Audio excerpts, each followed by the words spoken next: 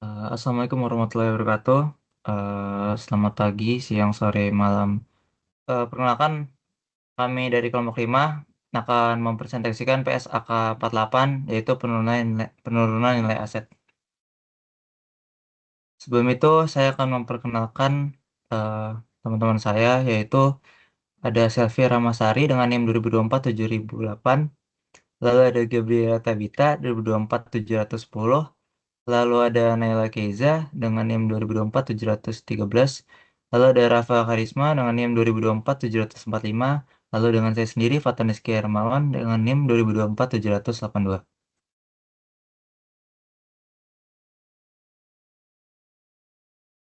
Selanjutnya kita akan membahas apa itu PSAK 48. Jadi PSAK 48 adalah pernyataan standar akuntansi keuangan yang mengatur tentang penurunan nilai aset. Jadi standar ini itu mengatur bagaimana suatu perusahaan mengevaluasi, mengakui, serta mengukur dan mengungkapkan kerugian penurunan nilai atas aset agar tidak tercatat melebihi jumlah yang dapat dipulihkan atau yang kita sebut sebagai recoverable amount. Lalu PSAK 48 itu dia menjaga supaya angka aset yang ditampilkan perusahaan tidak dilebih-lebihkan. Lalu ada beberapa tujuan dari PSAK 48. Yang pertama itu menetapkan prosedur agar suatu entitas memastikan bahwa aset tidak dicatat melebihi jumlah yang dapat diperoleh kembali. Lalu yang kedua itu mengatur cara pengakuan dan pengukuran rugi penurunan nilai, yaitu bagaimana perusahaan itu mencatat kembali nilai yang diperoleh dengan nilai eh, yang tercatat sebagai aset. Lalu yang ketiga itu ada menentukan pengungkapan mengenai penurunan nilai aset agar laporan keuangan lebih relevan, andal, dan transparan. Jadi yang tadi sudah saya jelaskan, PSAK 48 itu memastikan agar nilai aset dalam laporan keuangan itu tidak overstate. Lalu ada beberapa ruang lingkup dari PSAK 48 itu berlaku bagi aset keuangan yang dikelompokkan sebagai investasi. Nah, yang pertama itu ada aset tetap yang diatur dalam PSAK 16, ada aset tak berwujud dalam PSAK 19, lalu ada entitas anak dalam PSAK 4, lalu ventura bersama dalam PSAK 12, entitas asosiasi PSAK 15, properti investasi yang diukur dengan model biaya, lalu ada aset hak guna dalam PSAK 73, ada unit penghasil kas, lalu serta adanya goodwill yang diperoleh dalam kombinasi bisnis. Nah, lalu ada penilaian kembali atau impairment test atau yang kita lebih kenal dengan review. Jadi, penilaian kembali ini diadakan di tiap akhir periode. Jadi, menilai apakah terdapat indikasi dalam suatu aset mengalami penurunan. Nah, jika adanya indikasi, maka perusahaan itu harus mengestimasi jumlah terpulihkan aset yang dimiliki. Nah, untuk melakukan penilaian kembali ini, perusahaan itu wajib melakukan impairment test minimal setahun sekali. Lalu untuk aset tak berwujud dengan masa manfaat tak terbatas, lalu ada aset tak berwujud yang belum digunakan, serta adanya goodwill yang diperoleh dalam kombinasi bisnis. Identifikasi penurunan nilai berdasarkan PSAK 48. Penurunan nilai ini bisa diketahui dari dua jenis informasi, yaitu informasi dari eksternal dan internal. Nah, dari eksternal, beberapa indikator yang harus kita perhatikan adalah yang pertama itu penurunan signifikan nilai aset secara tiba-tiba. Misalnya itu harga pasar turun cukup drastis dalam waktu singkat. Yang kedua ada perubahan lingkungan ekonomi atau teknologi yang merugikan. Contohnya tuh muncul teknologi baru sehingga aset lama menjadi kurang bernilai. Yang ketiga ada penilaian tingkat bunga yang menyebabkan nilai pasar aset turun. Yang terakhir tuh ada harga pasar turun terus-menerus yang mengidentifikasikan aset mengalami penurunan. Yang terus kemudian sisi internal, yang pertama itu adanya kerusakan fisik pada aset, yang kedua tuh aset digunakan lebih sedikit dari sebelumnya atau ada cara penghentian penggunaan atau kinerja aset tidak lebih buruk dari yang diharapkan.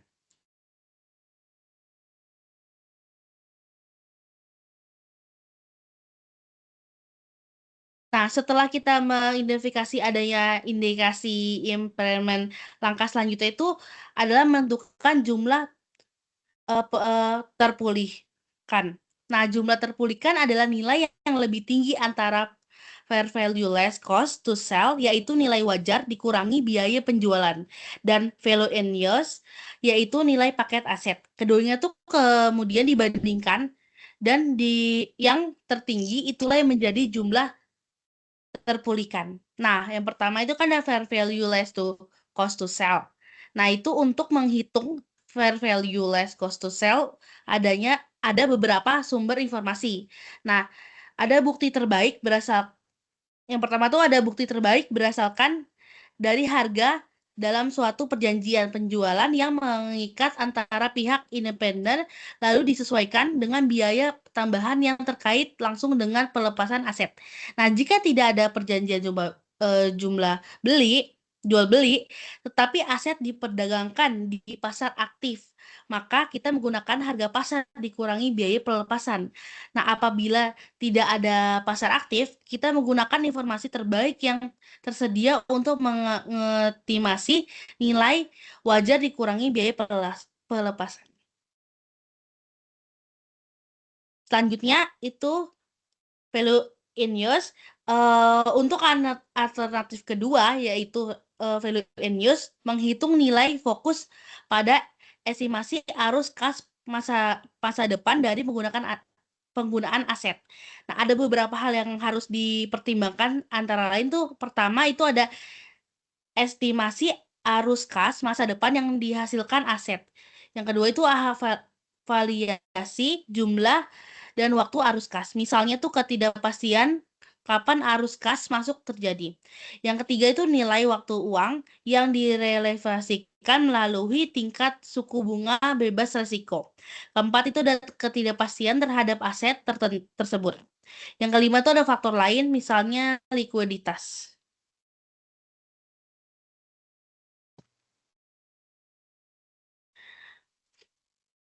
Nah, pengukuran jumlah pemulihan ada 2 langkah besar. Yang pertama tuh udah mengetemasi arus kas masuk dan keluar di masa depan dari penggunaan aset, sehingga akhirnya pelepasan aset tersebut. Nah, yang kedua itu menerapkan tingkat diskonto yang tetap untuk mendiskontokan arus kas tersebut ke nilai pasar ini. Nah, visual ini nih menunjukkan bahwa kita mempertimbangkan semua inflow, outflow, dan nilai pelepasan. Kemudian mendiskontokan arus kas tersebut untuk mendapatkan nilai pakai aset. Selanjutnya, ada dasar estimasi arus kas masa depan.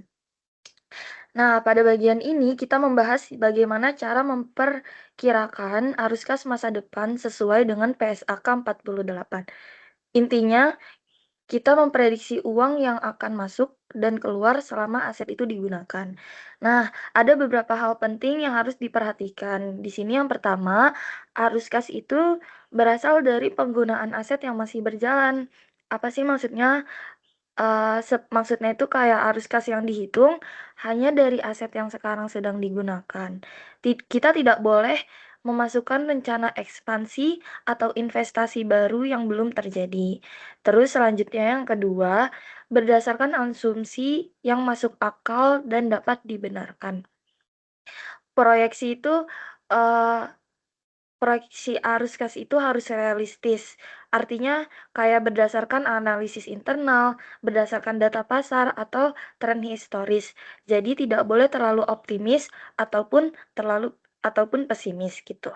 Yang ketiga, horizon maksimal proyeksi. PSAK itu biasanya membatasi proyeksi maksimal itu sampai dengan 5 tahun. Nah, setelah 5 tahun kita pakai namanya terminal value, yaitu nilai sisa dari arus kas setelah periode tersebut. Terus yang keempat, komponen arus kas yang boleh dimasukkan itu antara lain yang pertama, kas masuk dari penggunaan aset, terus yang kedua, kas keluar untuk biaya operasional, yang ketiga pengeluaran pemeliharaan normal, dan yang keempat nilai residu aset, itu kalau ada. Terus yang terakhir, gak nggak termasuk arus kas apabila yang pertama biaya restrukturisasinya belum dilakukan, terus yang kedua investasi masa depan yang belum pasti, yang ketiga pajak pendapatan karena diskon rate per tax. Yang keempat, arus kas pendanaan atau bunga pinjaman dividen. Selanjutnya, menentukan tingkat diskonto atau diskon rate. Nah, diskon rate itu adalah tingkat pengembalian yang mencerminkan nilai waktu uang ditambah risiko spesifik aset. Nah, diskonto digunakan untuk mengubah arus kas masa depan menjadi nilai saat ini. PSAK 48 mengharuskan tingkat diskonto yang pertama, pre-tax sebelum pajak itu dia tidak pakai WACC setelah pajak. WACC itu adalah rata-rata biaya modal perusahaan yang berasal dari utang dan ekuitas sesuai proporsi penggunaannya. Terus yang kedua, mencerminkan resiko aset. Contoh faktor resiko itu ada resiko kegagalan mesin, ketidakstabilan pasar,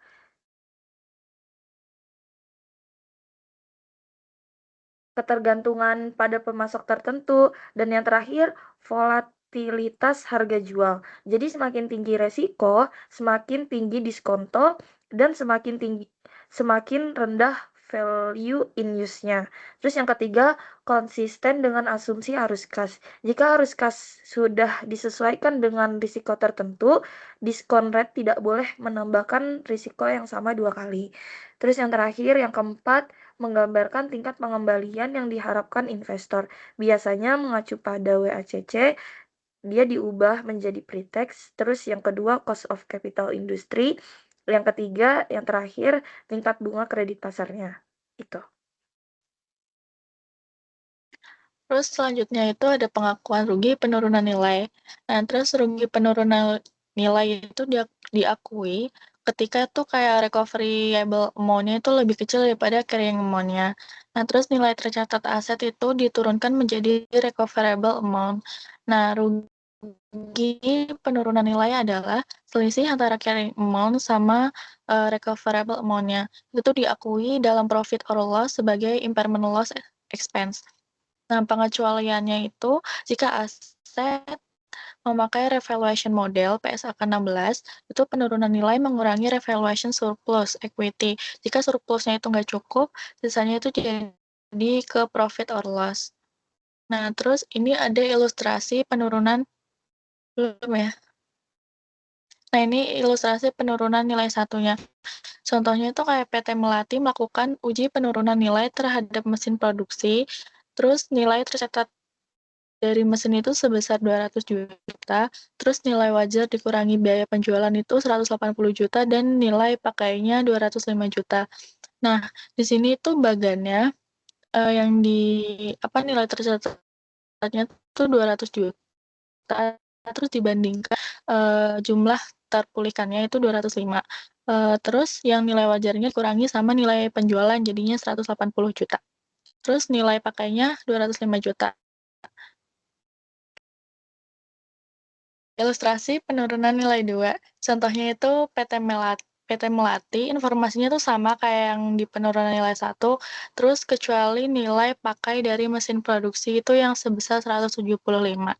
Nah, bedanya di sini itu yang nilai pakainya. Nah, nominal 20 juta itu dari mana? Dari nilai tercatat, selisih dari nilai tercatat sama jumlah terpulihkan. Itu menjadi rugi penurunan nilai.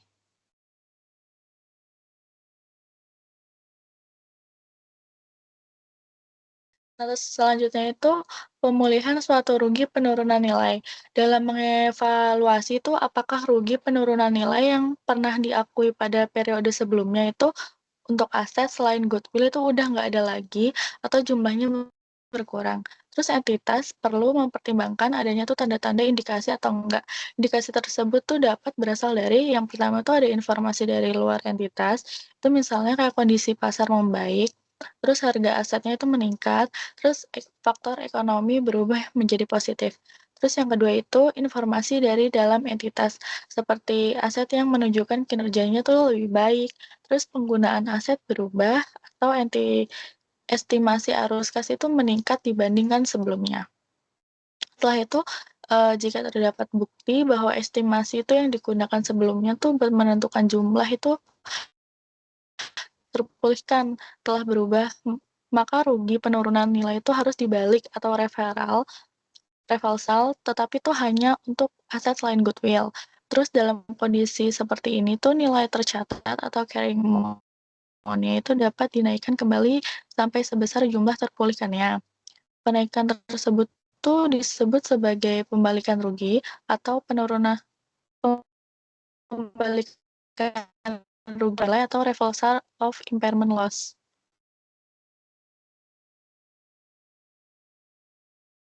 Oke, selanjutnya ada pemulihan suatu kerugian penurunan aset pada aset individu. Jika nilai tercatat suatu aset selain goodwill itu meningkat karena adanya pengembalian rugi penurunan nilai, maka nilai tercatat tersebut tidak boleh melebihi nilai tercatat yang seharusnya dimiliki aset tersebut. Apabila tidak pernah mengalami penurunan nilai sebelumnya, setelah dikurangi amortisasi atau depresiasi yang sesuai. Kembalikan rugi penurunan nilai untuk aset harus diakui langsung dalam laba rugi, kecuali jika aset tersebut dicatat dengan jumlah revaluation sesuai standar lain, seperti model revaluasi dalam PSAK 16. Untuk aset yang direvaluasi, setiap pembalikan rugi penurunan nilai diperlakukan sebagai kenaikan revaluasi sesuai dengan ketentuan PSAK yang relevan. Lalu di sini ada contoh problem. Pada 31 Desember 2014, PT Kubu Baja mempunyai sebuah peralatan dengan harga perelahan sebesar 26 juta rupiah. Aset tersebut diperkirakan memiliki masa manfaat total 4 tahun dengan nilai residu sebanyak 2 juta rupiah. Lalu pada akhir tahun 2016, manajemen melihat adanya indikasi penurunan nilai atas peralatan tersebut. Perusahaan menilai bahwa jumlah terpulihkan dari aset pada 31 Desember 2016 adalah 11 juta rupiah. Setelah rugi penurunan nilai tercatat, sisa umur manfaat peralatan menjadi 2 tahun dan nilai residu ditetapkan menjadi 0. Lalu yang diminta ada menghitung rugi penurunan nilai, lalu membuat jurnal rugi penurunan nilai, dan yang terakhir membuat jurnal penyusutan tahun 2017 menggunakan metode straight line.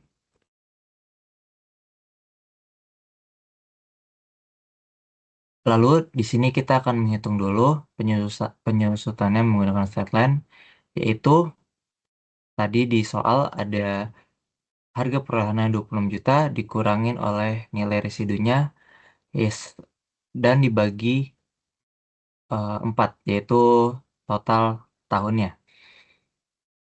Di sini 26 juta dikurang 2 juta adalah 24 juta dan dibagi 4 tahun sebesar 6 juta. Dan kita akan mencari akumulasi penyusutan hingga 2016. 6 juta tadi kita kalikan 2 tahun, kita kalikan umur manfaatnya yang 2 tahun tadi menjadi 12 juta.